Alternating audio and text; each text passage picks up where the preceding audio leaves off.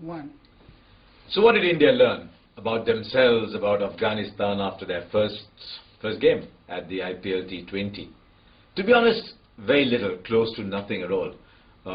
Nothing that they didn't know. Afghanistan didn't do anything dramatic. Noor Ali played well, reasonably well. A couple of the spinners bowled well, but really nothing dramatic. India learned that Murali Vijay can play, but he wasn't really very tested, but he got a good amount of time in the middle. As did Yuvraj Singh, 22 balls is a lot in this format. Dhoni showed that even though the boundaries are long, he can clear them. So really from the team perspective, not a huge amount. But I think India learned a lot more somewhere else, which is that they discovered how long the boundaries can really be, that if you want to clear the boundaries, you'll have to hit it really well, that mistimed shots can be caught on the boundary. Now, did you ever hear of that in the IPL? Mistimed shots were clearing the boundary. Now here, you don't hit the ball well enough, there's a guy out there on the boundary who's catching it. Some of the boundaries were 80 meters long. So completely new perspective on big hitting. What else did India learn? That if you beat the fielder, it's not necessarily a boundary. Remember the hard outfields in the IPL, tuck, gone past point, no need to run. Now the 3 comes in. We've discovered that the 3 is not extinct.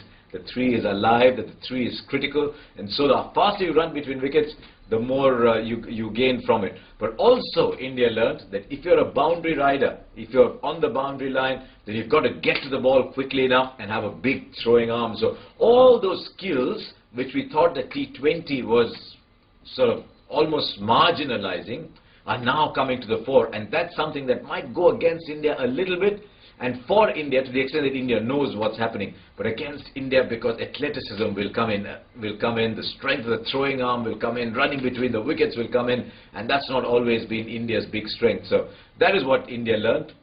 What did Pakistan learn from their game against Bangladesh?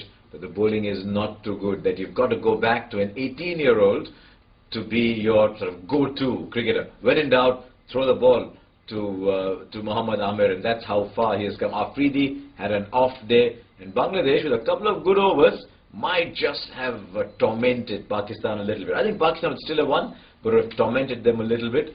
We also learnt that batting when the ball is hard and new is the best time to be batting. We knew that all along, but also that if the batsmen who are set keep going, then you can score runs at a fair clip. Look what happened to Pakistan. Openers put on 142 in 15 overs. Last 5, 37, 38 runs. Not that many runs at all.